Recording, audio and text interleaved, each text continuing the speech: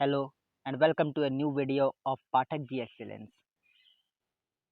आज का हमारा जो टॉपिक होने वाला है वह हिस्ट्री का one of the most important topic है। आज तक ऐसा कोई कॉम्पिटिटिव एग्ज़ाम, कोई भी हिस्ट्री से रिलेटेड एग्ज़ाम, कोई एंट्रेंस एग्ज़ाम, ऐसा कोई एग्ज़ाम नहीं हुआ है कि आपको इस टॉपिक से क्वेश्चन ना आया हो। 16 महाजनपद। अगर आपके सिलेबस में 16 महाजनपद है कोर्स का, तो समझ लीजिए कि कम से कम 8 से 15 मार्क्स के अंदर का क्वेश्चन, कम से कम 8 और ज़्यादा हुआ तो 15 तक भी आपके 8 से 15 मार्क्स के क्वेश्चन आपको महाजनपद से ही मिलेंगे। और ये one of the most toughest topic है। क्यों? इसमें कुछ है नहीं, कोई राज्य के बारे में नहीं पढ़ना है, किसी डायनेस्टी के बारे में नहीं पढ़ना है। 16 महाजनपद के नाम, कैपिटल और प्रेजेंट डे में कहाँ लोकेटेड थे, बस ये याद करना है। तो हम लोग आज कवर करने वाले हैं 16 mahajanapada, the most important topic of history, not only Indian history but also international history. This is a brief introduction to myself. I am Mayank Pathak, a faculty at Pathak G Excellence. अगर आप मेरे बारे में ज़्यादा details देखना चाहें तो you can pause the video and देख सकते हैं। आज हम देखने क्या क्या वाले हैं। सबसे पहले हम देखेंगे इंट्रोडक्शन टू महाजनपद। महाजनपद का इंट्रोडक्शन क्या होना चाहिए वो देखेंगे। और मैं किसी भी वीडियो में कंक्लूजन इसलिए नहीं देता हूँ क्योंकि कंक्लूजन जो है वो आप जो वीडियो देखें उसका जो एक बेसिक रिकैप है वही कंक्लूजन हो जाएगा। तो आप उसे अपने से भी लिख सकते हैं। कुछ टास्क लोगों को खुद से करने चाहिए। आज हम देखने वाले हैं 16 के 16 महाजनपद जो कि हैं काशी, कोशल, अंगा, मगध, वज्जी, मल्ला, चेदी, वत्स, कुरु, पांचाल, मत्स्य, सुरसेना, अस्साका, अवंती, गंधारा एंड कंबोज।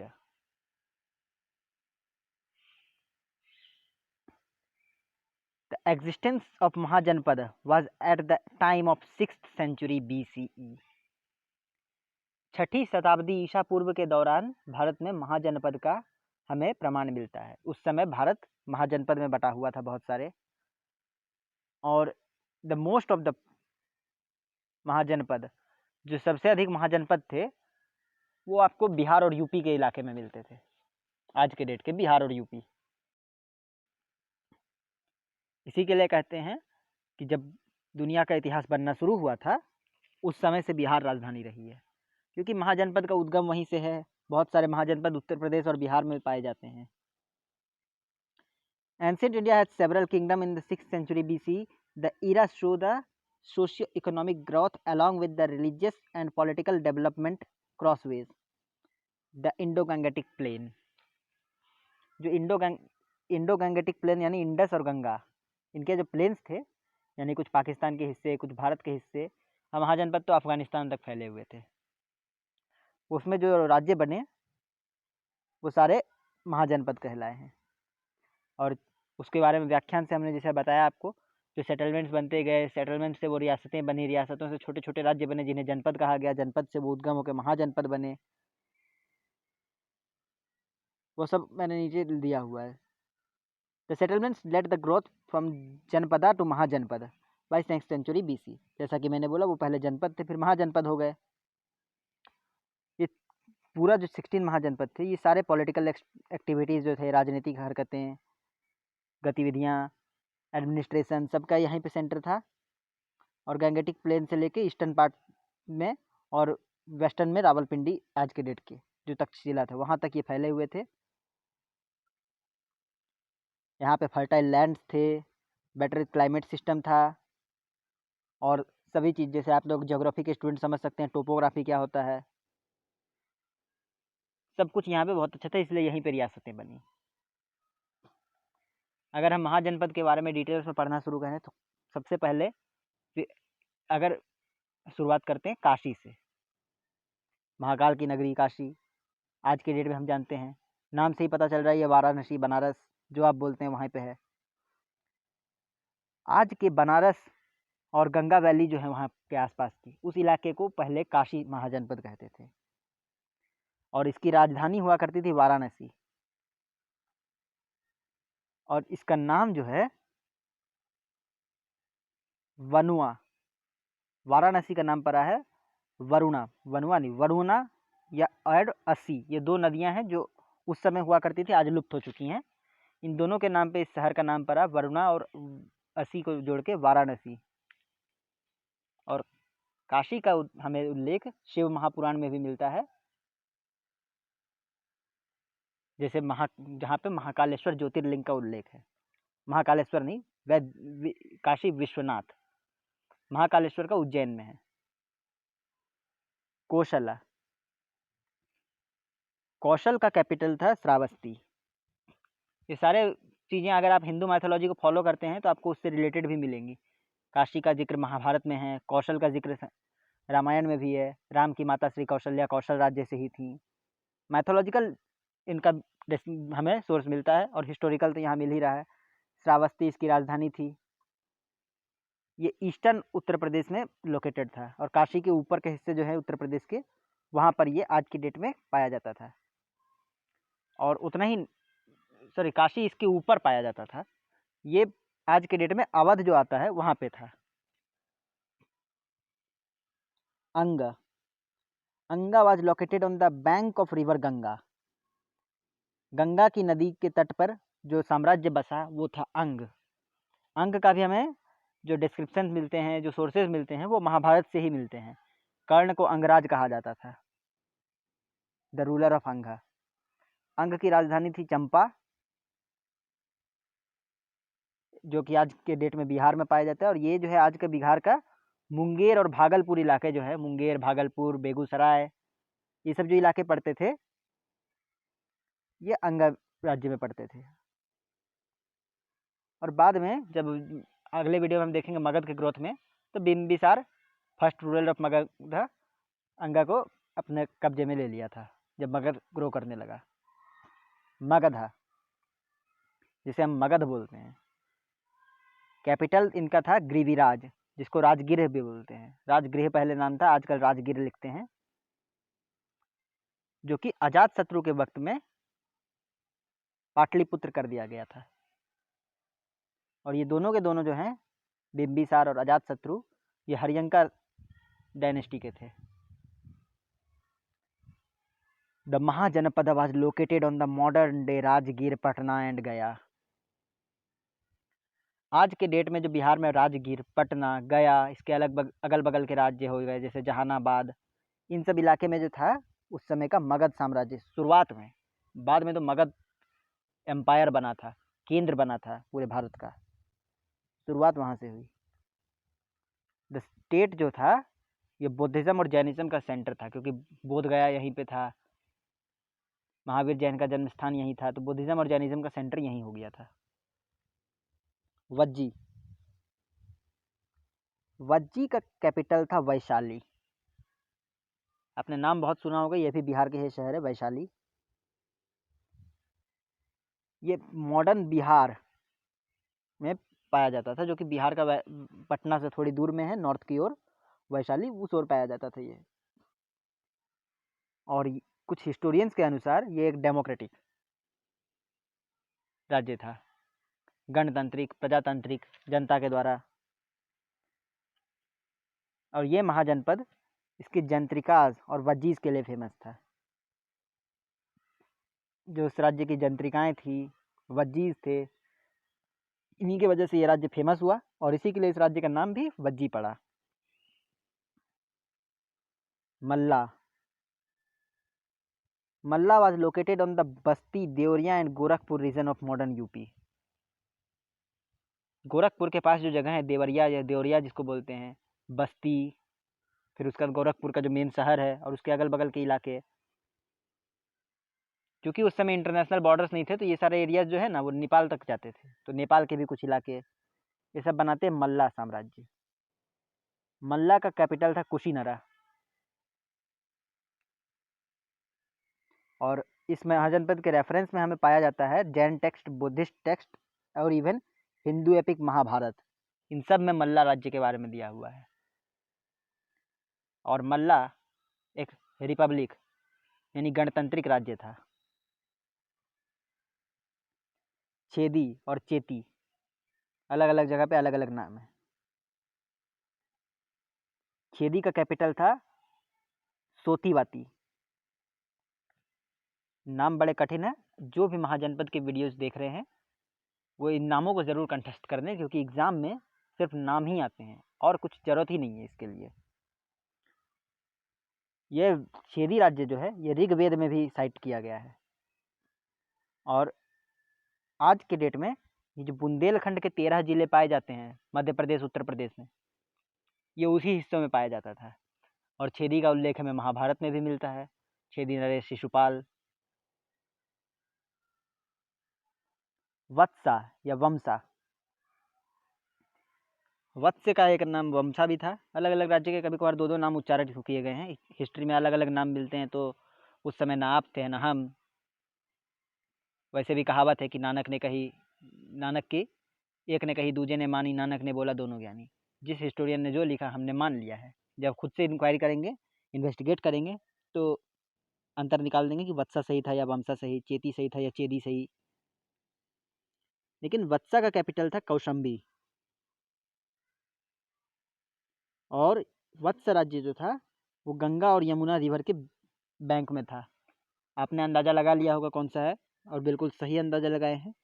ये गंगा यमुनी संगम जो है प्रयागराज, जो कि इलाहाबाद था पहले, आज के डेट में ये इलाहाबाद प्रयागराज और उसके अगल बगल के इलाके जो हो गए वहाँ पर पाया जाता था। बहुत सारे बड़े बड़े चीज़ें जैसे कि मिर्ज़ापुर हो गया, वो इसी राज्य में होता था। जौनपुर भी शायद तक इसी में था आज का। और ये मोनार्कल था, राजवंश यहाँ चलता था। और स्टेट ट्रेड एंड कॉमर्स का सेंटर था, इकोनॉमी का सेंटर था, क्योंकि संगम था। किसी को अगर, क्योंकि ज़्यादातर ट्रेड उस समय सिल्क रूट से या वाटरवेज से होते थे। वाटरवेज होने के कारण संगम में त्रिवेणी संगम यहाँ पे हो रहा है। अब बाकी ढेर सारे वहाँ से गंगा और यमुना के ट्रिब्यूटरीज हैं, आपको भी पता है। तो उन ट्रिब्यूटरीज के ज़रिए ट्रेड बहुत तरह फैला हुआ था, और संगम होने के कारण ये सेंटर बन गया था ट्रेड का। कुरु, इस राज्य का नाम आपने बहुत बार सुना होगा, खासकर तब जब जब आपने महाभारत देखा होगा, ये किसी से सुना होगा। कुरु वंश, कुरुक्षेत्र। इस राजधानी थी, इस महाजनपद की राजधानी इंद्रप्रस्थ। कहीं कहीं पे हस्तिनापुर भी लिखा हुआ है। दोनों दरअसल एक ही शहर था। आपको भी पता है कि हस्तिनापुर से ही काट के इंद्रप्रस्थ बनाया गया था, जिन्होंने महाभारत देखा है। और ये आज के डेट में दिल्ली, एनसीआर, नोएडा, मेरठ, गुड़गांव, गाजियाबाद और आगरा, ये जो इलाके हैं दिल्ली के पास वाले, वो उस समय के कुरु में थे। और हरियाणा में एक जगह है कुरुक्षेत्र, ये कुरु महाजनपद के नाम पे ही है। मान्यताओं के अनुसार महाभारत का युद्ध वहीं पे हुआ था।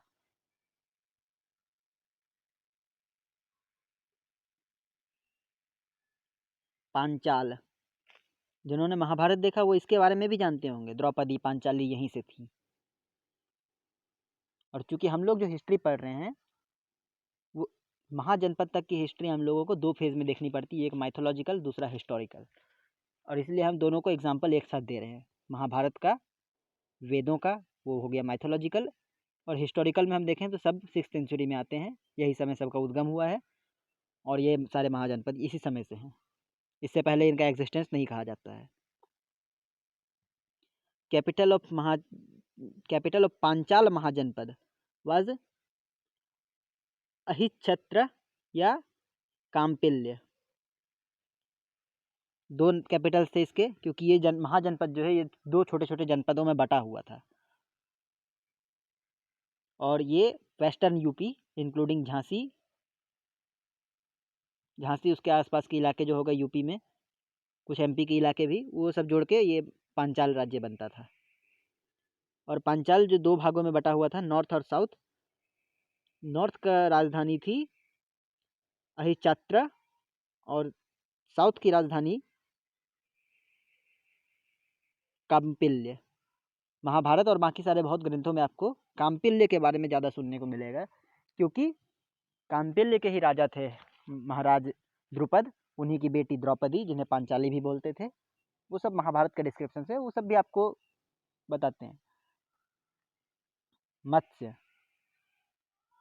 मत्स्य का कैपिटल था विराटनगर। और ये जो है पांचाल के साउथ में, पांचाल के वेस्ट में और कुरु के साउथ में मौजूद था, यानी कि ये आज के डेट में southern Uttar Pradesh and northern Madhya Pradesh का इलाका था।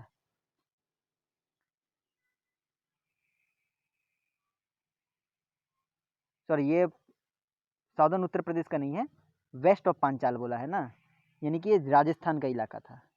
मैंने गलती से ईस्ट समझ लिया था। राजस्थान का देखिए मैंने डिस्क्रिप्शन में भी दिया हुआ है, जयपुर अजमेर रीजन।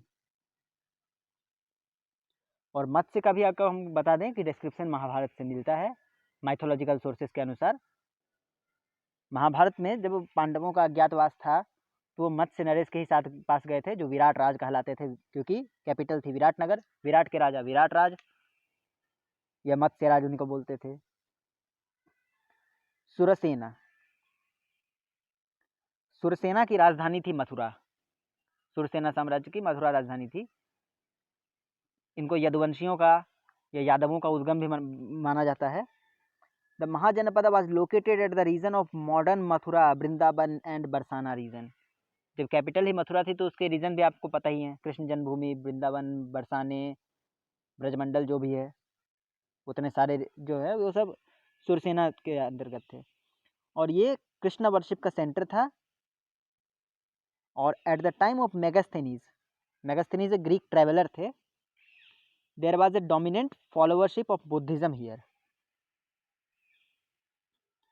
यहाँ पर बौद्ध धर्म का भी अच्छा खासा मान्यता था। और इसका डिस्क्रिप्शन भी आपको पता है, महाभारत, कृष्ण का जन्म, कंस का वध, ये सब मिलता है। अस्साका या असम का, अस्साका का राजधानी थी रातिस्तान या फिर पतिहान। नाम बड़े कठिन है, उच्चारित करने में अगर प्रॉब्लम हो तो कंठस्थ करना पड़ेगा आपको नाम। This was southernmost mahajanapada located on the bank of Godavari river.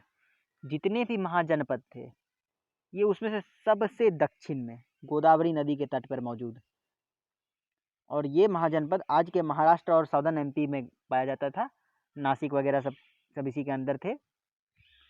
इससे नीचे द्राविडियन का राज था, वो महाजनपद में नहीं आते हैं। आगे जाके धीरे धीरे उधर रियासतें फैली। साउथ का रियासत थोड़ी देर से आता है इस हिस्ट्री में। अवंती, यह महाजनपद शिप्रा नदी के किनारे लोकेटेड था। शिप्रा से आप समझ गए होंगे कि कहाँ का है, कुंभ मेला भी लगता है शिप्रा नदी में। उज्जैनी एंड माहेशमती, ये दो इसके कैपिटल्स थे। आज के डेट में माहेशमती है या नहीं उसके बारे में मुझे पता नहीं, लेकिन इतिहास में उज्जैन के पास एक शहर था शिप्रा नदी और नर्मदा नदी के बीचों बीच, जो था माहेशमती। वो जो बाहुबली मूवीज में दिखाया गया है वो सब माहेशमती थोड़ा काल्पनिक है, लेकिन Mahishmati has a historical existence, जो कि अवंती राज्य में पाया जाता है। और ये जो है आज के डेट के मालवा प्लेटू और वेस्टर्न यूपी में पाया जाता है। इसके अंदर आपको भोपाल, इंदौर, उज्जैन, मालवा प्लेटू में जितने पड़ते हैं पहाड़ वहाड़ के इलाके, वो सब आपको अवंती में पड़ते थे। और महाजनपदा इसके बुद्धिस्ट प्रैक्टिस के लिए जाना जाता है। और उज्जैन महाकालेश्वर टेम्पल, उज्जैन महाकालेश्वर मंदिर जो है, जो कि शिव पुराण में भी जिसका ज्योतिर्लिंग के रूप में डिस्क्रिप्शन दिया गया है, शिव के 12 ज्योतिर्लिंगों में से एक शिव महापुराण, ये उसमें जिक्र है। और इसलिए इसका रिलीजियस या फिर माइथोलॉजिकल आपको प्रूफ भी मिलता है। गांधार, अगर किसी ने महाभारत के बारे में सुना है तो इस राज्य के बारे में मुझे नहीं लगता है कुछ खास डिस्क्रिप्शन देने की ज़रूरत है। Gandhara was situated on the northern most part of Indian subcontinent. Indian subcontinent जानते हैं आज की डेट में, जिसमें आपको अफगानिस्तान, पाकिस्तान, नेपाल, भूटान, श्रीलंका, बांग्लादेश, म्यांमार, ये सारे जो आते हैं ये सारे इंडियन सब कंटिनेंट में ही गिनाते हैं, इंक्लूडिंग इंडिया। तो इंडियन सब कंटिनेंट का सबसे नॉर्थ में जो है महाजनपद जो था वो ये था। गांधार जो है आज के एरिया के मॉडर्न अफगानिस्तान और पाकिस्तान के इलाके में था, इसलिए आज भी पाकिस्तान में इसके जो राजधानी थी तक्षशिला वो मौजूद है। तक्षशिला बहुत पहले एजुकेशन सेंटर भी रहा था। और अफगानिस्तान में एक शहर का नाम आज भी गांधार है। 1999 में प्लेन हाईजैक करके वहीं पे लेके गया गया था, जिससे मौलाना मसूद अजहर नाम के आतंकवादी को छोड़ा गया था, और उसे गांधार हाईजैक कहते हैं। तो ये गांधारा का वो उसका डिस्क्रिप्शन है। गांधारा का कैपिटल था तक्षशिला, जिसको आज के डेट में पेशावर या रावलपिंडी बोलते हैं। पाकिस्तान के जो 2 शहर हैं। और रावलपिंडी दिलीप कुमार का अभी हाल ही में निधन हुआ, तो उनसे आप रिलेट कर सकते हो, उनका घर वहीं था। रावलपिंडी से आप शोएब अख्तर को देख सकते हो, उसे रावलपिंडी एक्सप्रेस बोलते थे। तो नाम याद करने में ये सब कुछ रिलेटेड पर्सन्स को अगर आप इस्तेमाल करेंगे चीज़ों से नाम रिलेट करके, और गांधार का नाम याद रखने के लिए आपको किसी से रिलेट करने की ज़रूरत नहीं है। इसका नाम सुनते ही आपको महाभारत के शकुनी की याद आ जाएगी, जो बता रहा है इसका रिलीजियस सिग्निफिकेंस भी है, ये महाभारत में जिक्र है। और यहाँ के पीपल जो है वॉरफेयर में हाईली ट्रेंड थे, और इंटरनेशनल कमर्शियल एक्टिविटीज़ जो थे, क्योंकि ये सबसे नॉर्थ में था, इसके बाद उधर जितने थे सारे मेसोपोटामिया से, ग्रीस से, इनका ट्रेड होता रहता था, तो ट्रेडिंग के लिए ये बहुत सारे एक्टिव थे। हमारा आखिरी महाजनपद होता है कंबोज। कंबोज का कैपिटल था पुंछ।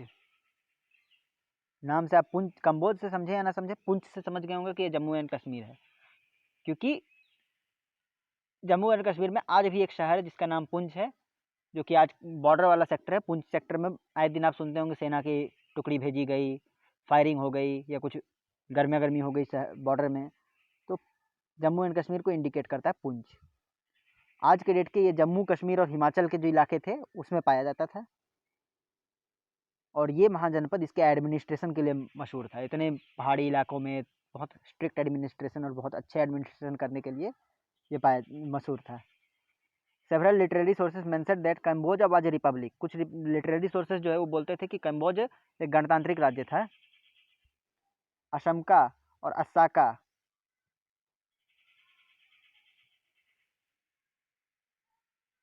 इसके बारे में भी मैंने बता दिया, ये भी थोड़ा रिपब्लिक था।